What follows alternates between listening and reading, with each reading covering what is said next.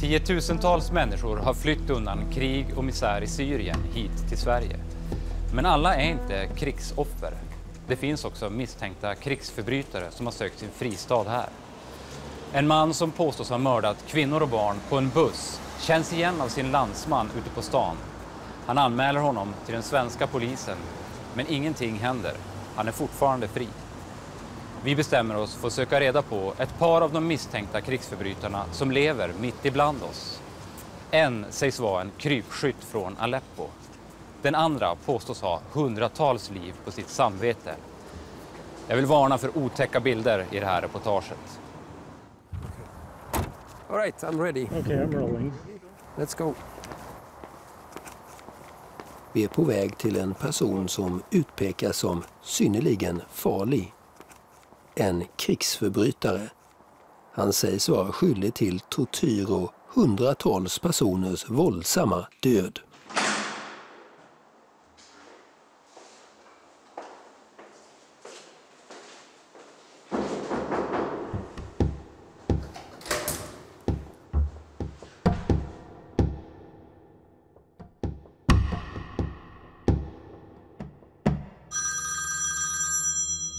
Via ett tips kommer vi i kontakt med syriska flyktingar som arbetar för ett nätverk som kartlägger krigsförbrytare. De påstår att det finns hundratals krigsbrottslingar i Europa. Tipsaren säger också att det ska finnas särskilt många i Sverige.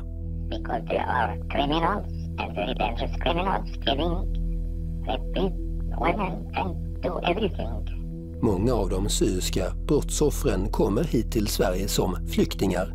Men hit kommer också gärningsmännen. And the Syrian refugees here in Sweden, are they afraid? Absolutely. And anyone you can ask him, he's still afraid. Tipsaren berättar att han och andra flyktingar upprepade gånger gjort anmälningar till den svenska polisen, men att polisen inte verkar bry sig. Han säger att det finns vittnen, bilder och videofilmer som pekar ut brottslingarna. The police don't fear us. They don't believe that, or they don't want to do anything. Före de senaste årens flyktingkris uppskattade polisen att det fanns mellan 1000 och 1500 krigsförbrytare i Sverige, men siffrorna är mycket osäkra. Sedan år 2013 har Migrationsverket gjort ett 60-tal anmälningar till Krigsbrottskommissionen, men också över 1000 anmälningar till Säkerhetspolisen. Av alla dessa misstänkta krigsbrottslingar har totalt 6 personer dömts någonsin i Sverige. Hur många misstänkta krigsförbrytare finns det i Sverige då? Det är omöjligt att säga, det är ju ett mörkertal. Det enda vi kan säga det är hur många anmälningar vi gör till Krigsbrottskommissionen och hur många pågående mål det finns där. Vad tänker du om att ni inte vet? Det är ju såklart oroande. Dels för asylprocessens integritet men även för asylsökande som finns här som inte ska möta sin torterare på gatan. Och Sverige får ju inte bli en hamn för krigsförbrytare. Varför är det viktigt att krigsförbrytare lagförs? Att de döms? Ja, det är därför att krigsförbrytelse ingår ju bland de allra allvarligaste brott som vi överhuvudtaget har. Det är så att säga, det är inte... varför ska vi ägna oss åt att beivra andra brott om vi inte kommer åt de här? Tipsaren visar en mängd olika filmer från internet med krigsförbrytelser i Syrien. Det är kvinnor som misshandlas, barn som torteras och avrättningar. Det finns flera sajter på internet som kartlägger påstådda krigsbrottslingar från Syrien. Det är framförallt flyktingar som samlar information om de utpekade krigsförbrytarna. Sajterna publicerar sedan namn och bild på den utpekade personen. Totalt rör det sig om ett 60-tal utpekade krigsförbrytare som ska finnas på olika platser i Sverige. Det är kontroversiellt. Personerna är inte dömda, men det påstås alltså finnas mängder med bevis.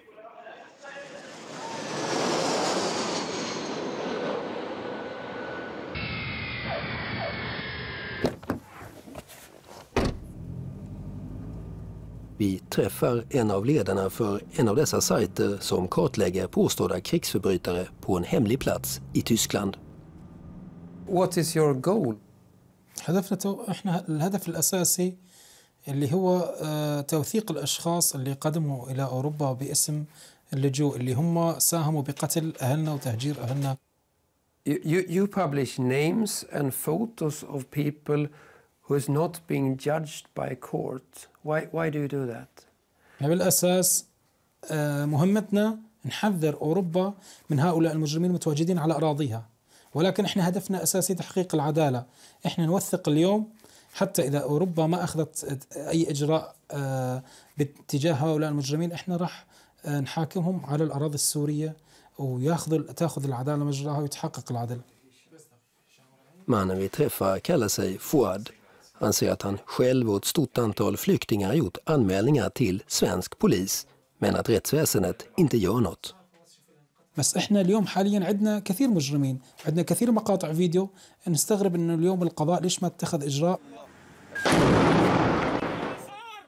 Krigsförbrytelser är så allvarliga brott att det anses stötande ur ett människorättsperspektiv om de förblir outredda, om Sverige blir en fristad för dessa brottslingar. Vi bestämmer oss för att granska bevisen som polisen i Sverige sägs strunta i. Vi börjar kartlägga påstådda brott, namn på vittnen, gärningsmän och brottsoffer. Sväng åt höger efter 350 meter. Vi anlitar en syrisk flykting som arabisktalade tolk. Rami Hamedo är jurist och ordförande för syriska människorättsorganisationen Al-Kawakabi som bland annat samarbetar med FN. Also, I have to scare for my family, my relative inside Syria. But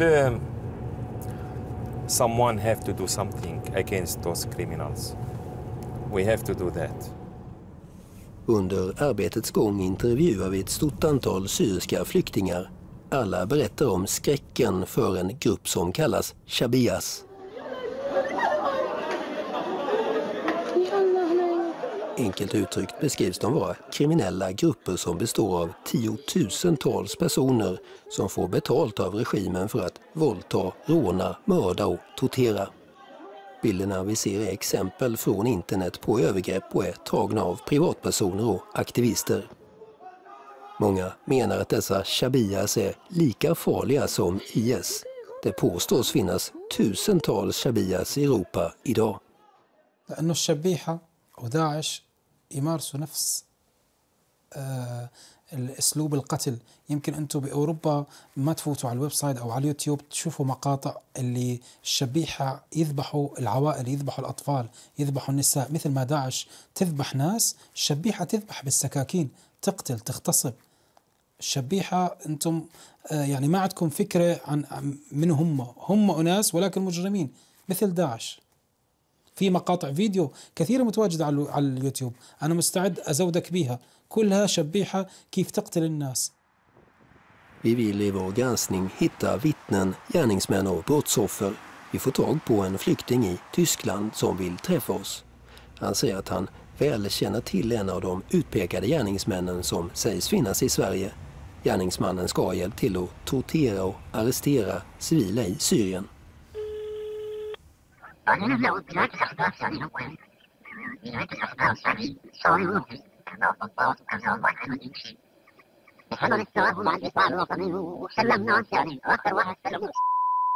وهذا لساته طيب ولا وين؟ لا ما طلع.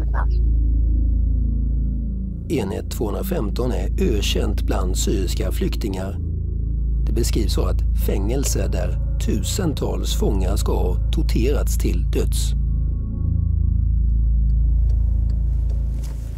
You can note that in all of media or in all of internet, this branch is a bloody branch. It is very dangerous. Underground there is a lot.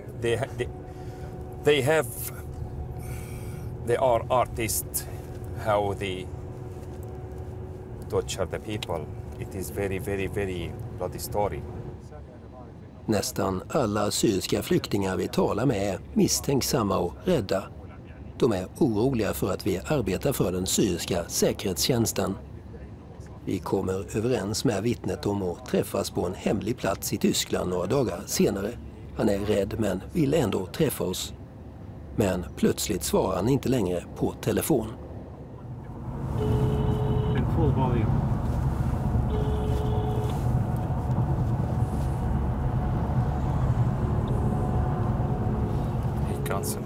He cancelled the phone. Yeah. Okay. Why do you think he doesn't answer? Is he scared? Yeah, I'm sure that he is scared. Those people you don't know, because those people is very, very, very dangerous. Men till slut ringer telefonen. Vi får tag på ännu ett vittne. Han finns några timmar bort. وين هو موجود هذا الشخص؟ وين هو موجود؟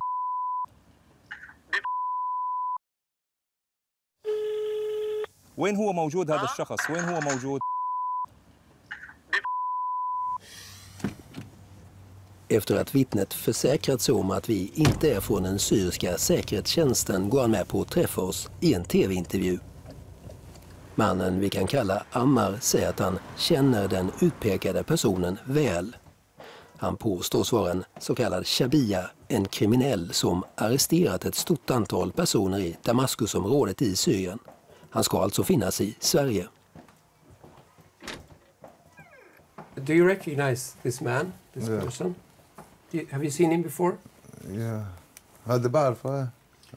يعني شفته من قبل هذا الرجال ما هذا كان اساسا بمدرستي هذا. انا وياه بالصف الابتدائي. Actually he was in my school when we were in elementary school. So you know him very well. تعرفه شخصيا كثير منيح؟ شخصيا هذا ما بقول لك انا كان عم يدرس معي دراسيا. He was with me at elementary school. What is his name? ما اسمه؟ Enligt vittnet ska den utpekade gärningsmannen som vi här kallar Monir ha varit ett slags angivare åt säkerhetstjänsten i Syrien. Det ska ha börjat i samband med demokratiprotesterna under den arabiska våren 2011 när Monir åkte omkring och pekade ut folk som skulle arresteras. What was his role in the Syrian war? What did he do? كان معه سيارة مرسيدس مفيمة، كان كل ما يطلعوا مظاهرات الشباب يلحقون يدور عليهم. صار اتصال منه للأمن إنه فلان عم يتظاهروا. عرفت؟ قامت اجت الدوريات بلشت تدور عليهم للشباب. هو بيعرف اسماء كل اللي عم يتظاهروا وهو كان يخبر النظام. Vittnet som alltså säger sig vara skolkamrat med Monir ger ett exempel på hur Monir ska ha bett honom att hjälpa till med att arrestera demonstranter. Vid ett tillfälle ska ett 30-tal personer ha gripits, vuxna män men även ungdomar och barn. Dessa personer ska sedan ha skickats till en säker död i enhet 215, det ökända fängelse där personer torteras till döds. وهذا الحيوان قاعد عم يقتل بالاطفال احنا This criminal killed the children in our country. انا الي شخصيا اجى قال لي مين هدول اللي عم يطلعوا بالمظاهرات؟ قلت له ما بعرفهم. كان راكب سيارة لازم نعرفهم وكمشوهم. لازم تكمشوهم، دوروا عليهم وكمشوهم. And what happened to the people? ايش صار للاشخاص هدول او الاطفال؟ هدول راحوا خلص اختفوا. They disappeared. اختفوا هدول. فاتوا على الاعتقال، طلعوا صورا ميتين موجودين على الموبايل. Vi åker till Libanon. Beirut ligger bara omkring 5 mil från syriska gränsen. Vi är på väg till människorättsorganisationen Human Rights Watch. Nadim Houri där förklarar varför det är viktigt att svensk polis utreder misstänkta krigsförbrytare. I think it's a key part of upholding international law. In the absence of prosecutions in Syria, in the absence of an international tribunal investigating the crimes, in a way, Sweden, in case of refugees who are present on its territory, is the last line of defense. If Sweden does not prosecute war criminals present on its territory, no one is ever going to prosecute them at this stage. Det är till enhet 215 som vittnena påstår att Monir skickat sina offer. Enheten ligger här i centrala Damaskus och har en mängd underjordiska tortyrkammare. Human Rights Watch har kartlagt ett stort antal krigsbrott i Syrien och specialstuderat just enhet 215. So branch 215, which also became nicknamed the branch of death, many of those who would be raided by military intelligence, so people who get arrested during raids, would get transferred to this branch 215. And it was one of the most active branches in terms of arrests.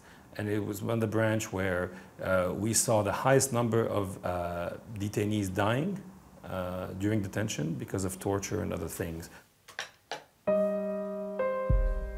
En stor del av bevismaterialet Human Rights Watch har om enhet 215 kommer från en man som kallar sig Caesar. Caesar is the code name that was given to a photographer who used to be in the military police. He was a bureaucrat, and he started being sent to take photographs of people who were dying and whose bodies were being transferred to military hospitals. And over a period of month, he would copy these photos on a USB drive and other sort of external devices and smuggle them out. Enligt Human Rights Watch smugglade Caesar i mars 2015 ut cirka 50 000 bilder som visar omkring 6 700 kroppar svårt sargade efter tortyr, svält och sjukdom. Bland dödsoffren finns män, kvinnor men också barn.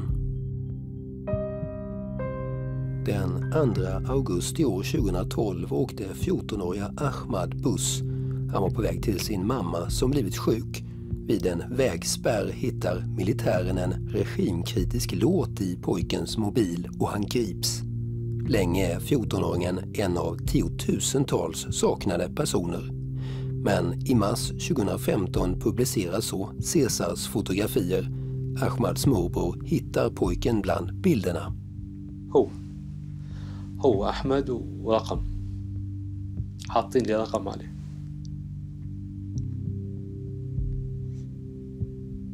أحمد بدل ما كان يروح صار رقم. Ahmads släktingar har ingen möjlighet att gå till någon gravplats eftersom syriska regimen vägrar lämna ifrån sig kroppen. كل يوم لازم أتذكره، كل يوم لازم أشوفه، كل يوم لازم أسولف سلافة، كل يوم لازم أحلم معه. يمكن أنا ما الله سبحانه وتعالى ما رزقني بس هو كان كل حياتي. الله يسر. الله يسر. Det hävdas alltså vara till enhet 215 som Monir skickade sina offer. Enligt Human Rights Watch är just enhet 215 det fängelse där det finns flest kartlagda dödsoffer från Caesarbilderna. 3523 personer. Men vi vill ha mer information om Monir. Exakt vilken roll hade han och hur många kan han tänkas ha skickat till tortyrfängelset enhet 215? Via kontakter i och utanför Syrien hittar vi ytterligare ett vittne. Också han bor i Tyskland. TV4 Sweden, Per Hammerlund. Thank you. Is this the person you're talking about?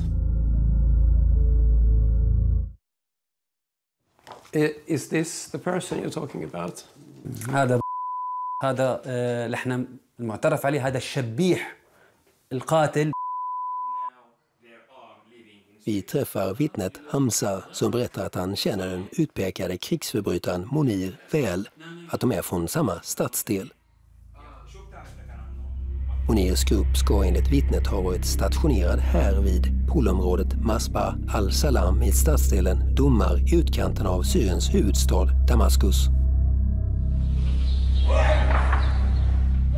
Hamza påstår att Monir inte bara var angivare, han var en av ledarna för Shabia-gruppen. Monir gav enligt vittnet order om vilka som skulle arresteras. هو قائد لهي المجموعة أحد في عدة قوات لهي المجموعة هو قائدهم يعني. دمار مقسمة لقطاعات. رأس مسؤول عن قطاع عبارة عن مربع مسؤول عن قطاع هو منطقة سكنية. هو عنده شبيحة صغار. هو بيراقب كل شيء. شبيحته يعني اللي احنا بنقول لهم عواينية، هذول شبيحة صغار بيراقبوا كل شيء، كل التحركات. اي حركه بتصير ببلغوه فيها. ها صهري. He is his sister's husband. Hamza visar fotografier på döda, vänner och släktingar. هدول اخوه، هاد وهاد اخوه. There are brothers. Yeah. This. Hamza ger oss en lista med namn och bild på 15 personer.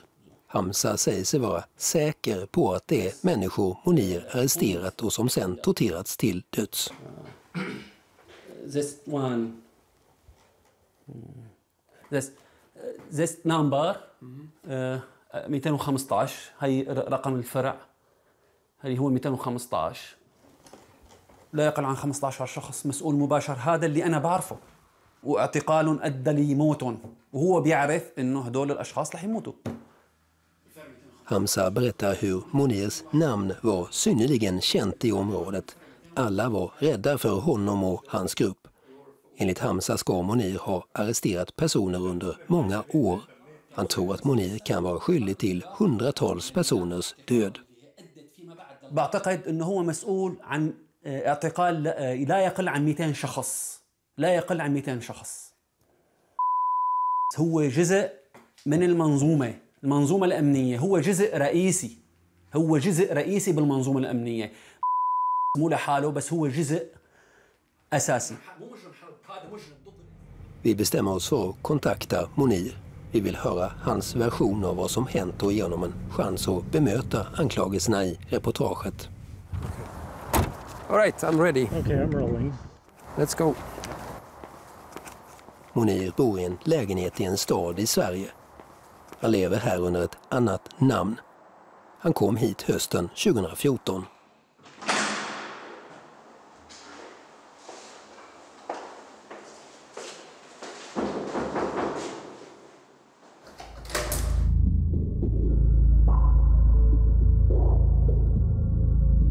Enligt anklagelserna från 5 vittnen Kalla fakta talat med är Monir skyldig till att människor sänds till det ökända fängelset enhet 215.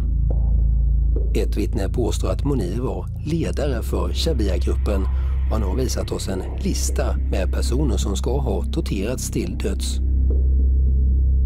Enligt säkra källor till Kalla fakta är Monir anmäld till bland annat Säkerhetspolisen. Monir har själv sett anklagelserna mot honom som finns på internet. Monir är inte dömd för de påstådda brotten och han ska betraktas som oskyldig. Vi väljer därför att sudda hans ansikte. أنا رحت على البوليس وسلمت نفسي للبوليس وقلت له إني أنا لي صور 1 2 3 وهي الصور مركبة. أنا ما عندي ألم على نهائيا. إذا في علي أي شيء أي مخالفة قانونية تضر السويد أو الملك السويد أو المجتمع السويد أنا اعتقلوني وسفروني برا السويد. فهمني أخذوا التقرير مني وقالوا لي نحن رح ندرس الوضع. بعد أسبوع أو 15 يوم بعثوا لي بريد إنه أنت ما عليك شيء وإذا بدك تشتكي على الأشخاص تفضل اشتكي. فأنا رديت عليه إني أنا ما بعرف الأشخاص اللي عرفتوا علي هم بالسويد. Monir nekar till alla anklagelser. Han hävdar att han lämnat Syrien redan år 2012. Han säger att det framgår av hans pass. Monir säger att det finns ett stort antal personer som kan intyga hans oskuld. أنا عم بشرح لك الوضع إني أنا هي التهمة بريء منها وأنا بتمنى إنه هي الأشخاص اللي عم تتهمني تجارني لوش لأن الرجل بيحكي مع رجل بيقول له أنت عملت 1 2 3. أنا ممكن برئ حالي وممكن أطلع متهم. Monir menar att fotografierna som visar att han bär uniform är manipulerade i dataprogrammet Photoshop. هاي الصورة نفس هاي الصورة. هاي نفس هاي بس هن لبسوني هذا الفلت. أما هي الصورة بمالمو. راحت الصورة استمرار. نفسها ما تختلف نهائيا. Monirs uppgifter om att bilderna är manipulerade kan vara riktiga. Vi vill undersöka saken och han lovar att skicka oss fler bilder som ska styrka hans påstående. I have something I want him to send me. photos where he shows he's innocent.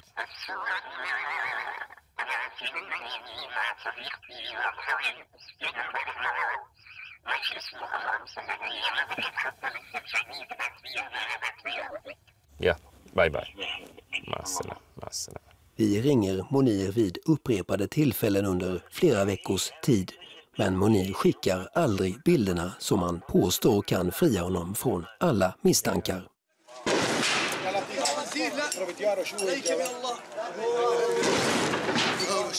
Den syriska storstaden Aleppo, stadsdelen Bustan al-Qasr, Garage al-Hadjes. Det är området som utgör gränsen mellan regim och opposition. Civilbefolkningen flyr undan en prickskytt, män, kvinnor och barn. Samma plats. En prickskytt har precis öppnat eld mot civilbefolkningen. En pojke som är svårt skadad eller avliden. En bit därifrån ännu en kropp.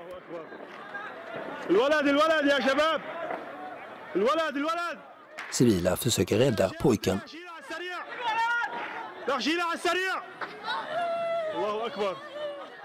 En tredje person svårt skadad eller avliden. En kvinna.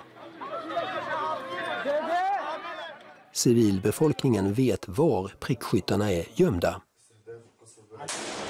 Prickskyttarna är placerade här uppe i tornet i kommunhuset med utsikt över hela stan. Prickskyttar är en del av den syriska regimens krigföring mot civila. En prickskytt skjuter på långt avstånd och därför är det få som sett deras ansikten. Men vi kommer över en film som visar en man som skjuter med ett prickskyttegevär.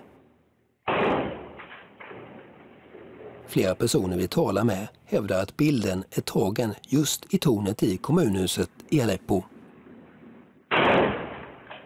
Flera personer vittnar om att mannen som finns på videon är en av de mest ökända prickskyttarna i Aleppo.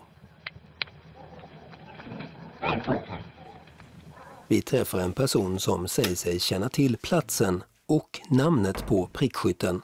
Vittnet lever idag i Sverige men kommer ifrån Aleppo. هو كان بيستلم النقطة هاي يعني أي واحد بستان قصر كان بهديك الأيام راح يعرفه أكيد. مو قلت لك في شبيحة في أكيد في المجرم يعني بنعرف باسمه خاصة بيكون بارك بنقطة محددة بيكون بتباهى مع فلان يعني ما في شيء بيتخبى. Maher blir bestött när han hör att mannen som utpekas som prickskytt finns i Sverige. Enligt vittnet har prickskytten som vi här kallar Ibrahim skjutit ihjäl ett stort antal civila under en längre tid. يعني لازم البوليس يتصرف بهيك قصة لأنه أمن المواطنين السويديين كان ممن كان يعني إنسان خطير إنسان فيه عليه إشارات استفهام لازم البوليس يتحرك. يعني شو عم بستنى البوليس لبين ما يعملوا شي مصيبة. Vi bestämmer oss för att leta upp den utpekade mannen. Inte heller Ibrahim är dömd för de påstådda brotten och ska betraktas som oskyldig. Han har flera Facebook-sidor med olika namn där han uppger att han bor på olika orter i Sverige. Men vi hittar till slut Ibrahims adress. Here it is.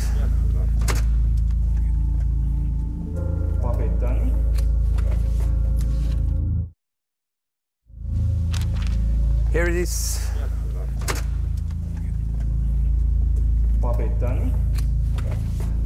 So tell him that there is a camera.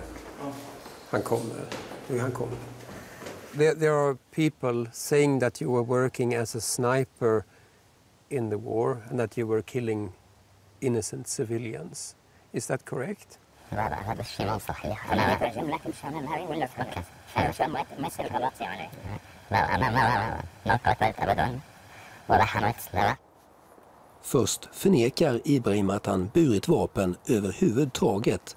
Men när vi visar honom en stillbild från videofilmen i tornet ändrar han sig och erkänner nu att det är han på bilden. Han säger att bilden är från Aleppo men inte vid tornet i Bustan al-Qasr. So you were a sniper? كنت تستوعب يعني لا واحد من الجيش يعني أنا واحد من رفقاتي صورت فيديو يعني حتى معظم السوريين فيك تقول 90% من السوريين متصورين بسلاح بهذيك الأيام لأنه نحن ما كان حدا يقدر يشوف سلاح لأنه نحن ما كنا نشوف سلاح أبدا هذا الشيء كان يعني شيء كثير خطير. Did you fire this weapon? Has he been shooting with this weapon? ضربت شيء بهاي البارودة؟ على ناس لا أنا هذا المكان ما فيه سكن لا حرب ولا شيء. بتاريخ خروجي أنا للحظة تاريخ خروجي أنا ما كان في بهاي المنطقة حرب أبدا. Vi har talat med 3 personer som pekar ut Ibrahim som prickskytt i kriget i Syrien. Men Ibrahim förnekar detta. Han lämnade Aleppo före stridigheterna började. Ibrahim påstår att stämplarna i hans pass och militärbok bevisar detta. En typ av dokument som kan ha ett lågt bevisvärde eftersom de kan förfalskas. Enligt uppgifter till Kalla fakta har flera syriska flyktingar anmält Ibrahim till svenska polisen. Trots det berättar Ibrahim att ingen polis förhört honom.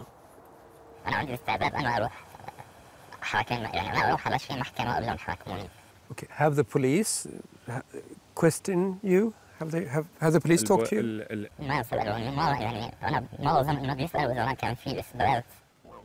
Ibrahim påstår alltså att han lämnade Syrien innan stridigheterna bröt ut. Men när vi lyssnar på ljudet i videon hör vi tydligt skottlossning i bakgrunden.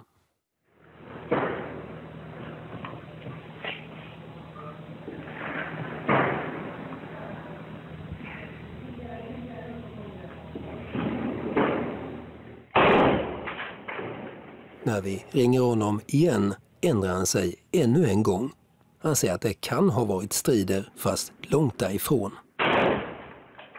En av dem som polisanmält Ibrahim är en syrisk flykting vi kan kalla Omar. And also reported him to the authority, to the police and to the migration agency, to Migrationsverket. Yeah. Do you reported him to the police, to the Swedish police? Yeah. And what happened? Nothing. Had they called you afterwards? Nothing at all. Nothing, and I talked with the police in his area. Because as I remember, we got information about where he's living.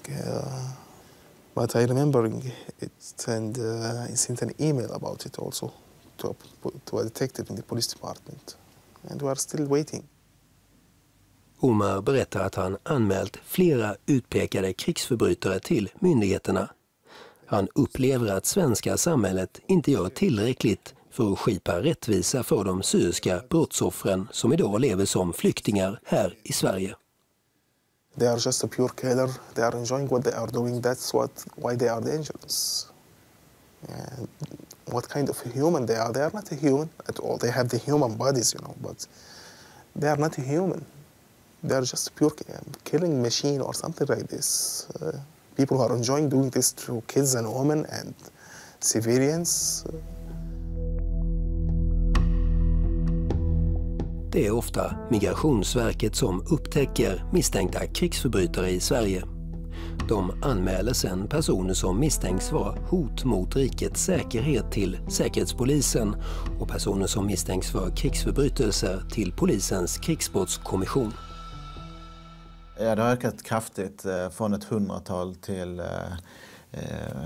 uppemot 500, så det är en väldigt kraftig ökning. Våren 2016 tillsatte Migrationsverket ett 20-tal tjänster som är specialiserade på att hitta krigsförbrytare. Men det är svårt eftersom det är förhållandevis enkelt att komma in i Sverige utan att uppge sin riktiga identitet. Det som oroar oss är att vid första kontakten med myndigheter så kan vi bara göra en del saker. Så mer grundläggande, ett ganska kort samtal. Det är klart vi hittar saker där, men då är det ju nästan på gränsen till självangivelse att man säger någonting som får oss att reagera. Så de här första samtalet ni har, då blir det mycket upp till den asylsökandes egna ord om vad som gäller. Så att säga. Det är svårt för er att kontrollera om det stämmer. Ja, det är det. Men sen ska vi komma ihåg att det är ganska svårt även under den djupare utredningen. Detta är ett grovmaskigt nät Och det ligger i sakens natur att det är väldigt få personer som vill avslöja sitt krigsbrott eller sin onda avsikt kring någonting. Så att man ska inte ha en överdriven tilltro till att bara för att vi gör en utredning så kan vi få fram alla de här uppgifterna. Så det är väldigt svårt det här. Finns det en risk att det kommer hit krigsförbrytare som ni inte upptäcker? Ja, det finns en uppenbar risk såklart. Det är ju därför vi jobbar så hårt med den här frågan. För att vi har ju sett också att det har förekommit, inte bara i vårt land utan i andra länder, att folk som har det här på sitt samvete lämnar konflikten och söker asyl i Europa. Migrationsverket har möjlighet att neka asyl till personer som på goda grunder kan misstänkas vara krigsförbrytare. De 2 fall vi presenterar här ikväll, Monir och Ibrahim, har båda fått asyl och permanent uppehållstillstånd trots anmälningar till myndigheterna. Migrationsverket tvingas till stora delar lita på den asylsökandes egna uppgifter. Det är inte så att Migrationsverket håller vittnesförhör med andra. Okej, så att ni gör inte så mycket utredning egentligen, utan den överlämnar till polisen och så ska fatta det? Ja, det stämmer. I Sverige är det polisens krigsbrottskommission som utreder misstänkta krigsförbrytelser. Vi har varit i kontakt med ett stort antal syriska flyktingar som säger att polisen struntar i att utreda tips och anmälningar. Det finns ett 60-tal personer som pekas ut på olika internetsajter anklagade för massmord, tortyr och våldtäkter. Personerna finns över hela landet. Vi har gått igenom flera av fallen och hittat ett 30-tal personer som mycket väl skulle kunna vara vittnen i en rättegång. Men ingen av dessa personer sägs ha blivit kontaktad av svensk polis. Jag vet inte om svensk polis känner till de här 30 personerna som du refererar till. Men återigen så vill jag gärna att få kontakt med de som har något att lämna angående krigsbrott. Men de har ju försökt kontakta er, men ingenting händer tycker de. Ja, och det kan jag inte svara på enskilt för det vet jag inte. Men återigen då får jag namn eller telefonnummer så kommer vi kontakta dem omgående. Vi har också varit i kontakt med flera av nätverken som kartlägger krigsförbrytarna. Också de uppger att svenska polisen inte verkar bry sig. Jag är övertygad att vi har kontakt med dem som kan hjälpa oss. För jag har pratat med flera av de större nätverken, de största nätverken, och ingen av dem säger att svensk polis har varit i kontakt med dem överhuvudtaget. Och de gör anmälningar, men polisen verkar inte bry sig, säger de. Ja, jag kan inte bemöta exakt det du säger, men jag säger att vi bryr oss och tar det här på väldigt stort allvar med krigsbrott. First of all, there's a legal obligation. There's a legal obligation on states to prosecute war crimes. But the police haven't even talked to them. I've talked to them. I'm a TV reporter. What do you think of that? I mean, I'm surprised and disappointed. I don't see why they would not be talking to these witnesses to gather the information. You know, let them assess the credibility of the witnesses after the fact, but at least hear them out and see if you can collect enough evidence to go forward. Krigsbrott är inte bara allvarliga utan också svåra att utreda. En av anledningarna är att svensk polis bara får göra utredningar inom Sverige. De kan alltså inte ens ringa ett telefonsamtal till Syrien eller Tyskland utan att be det landets myndigheter om lov först. Det är inte möjligt för en myndighetsperson från Sverige att i sin myndighetsutövning kontakta personer i Syrien. Utan då måste vi jobba emot de syriska myndigheterna och få tillstånd att arbeta där. Men hur sannolikt är det att ni fått tillstånd från syriska myndigheterna att utreda krigsbrott beroende av regimen? För närvarande är det ju absolut 0 möjligheter till det. Det räknar vi inte med. En annan svårighet för åklagaren är att svensk domstol inte tillåter anonyma vittnen. Många av de syriska flyktingarna vågar inte vittna öppet eftersom de är rädda för vad som kan hända med deras släktingar som är kvar i Syrien. Vi kan inte använda oss av anonyma vittnen.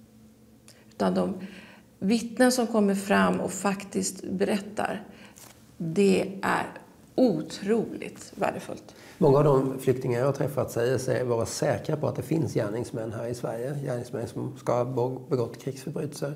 Men de vågar inte träda fram och vittna i domstol. För de är rädda vad som kan hända med deras familj nere i Syrien och sådär. Vad tänker du om det? Alltså det är så otroligt frustrerande. Och hur man ska komma runt detta. Och man kan på något sätt ge dem någon slags löfte om någon form av trygghet. Så det är ju där vi står och stampar, så att säga. Det är otroligt frustrerande. Och jag skulle ju önska att jag kunde garantera, men hur kan jag göra det? Men det finns internationella utredningar om krigsbrott i Syrien. FN har gjort en synnerligen omfattande kartläggning och intervjuat omkring 5 000 vittnen. De har en lista med misstänkta gärningsmän. Det hela presenterades på en presskonferens i Genève i Schweiz i mars i år. The famous publication of the lists. Why we don't publish the names? Because we are not a criminal tribunal. We cherish the due process of law, but we cannot implement the guarantees of the due process of law.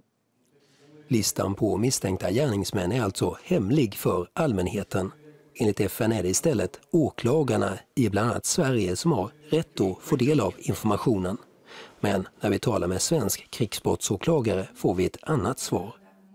Vi har verkligen varit väldigt måna om att visa dem att vi som svenska åklagare vill veta vad de har.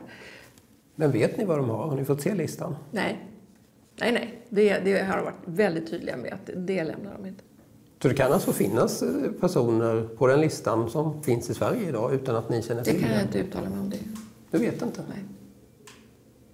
Now that list is under seal in Geneva. No one has access to it. But as far as I know, that list is not being used, which again is a shame. But what is missing is today the political will to prosecute these perpetrators.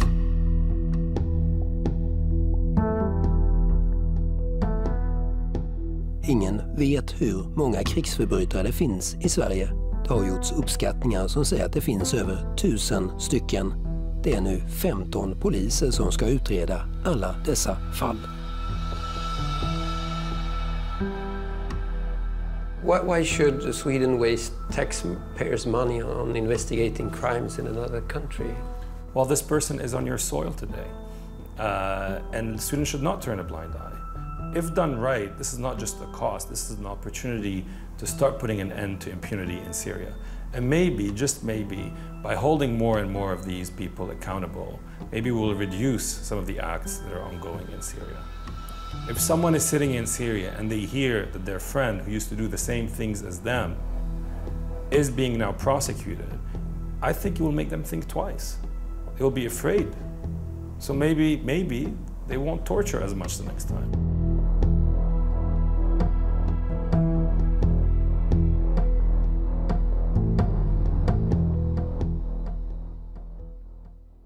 Nu kan du gå in på vår Facebook-sida och diskutera reportaget och ställa frågor till oss på redaktionen. Vi är tillbaka igen senare i höst med nya avslöjanden. Tipsa oss gärna på kalla.fakta@tv4.se. Jag heter Nicke Nordmark. Vi ses!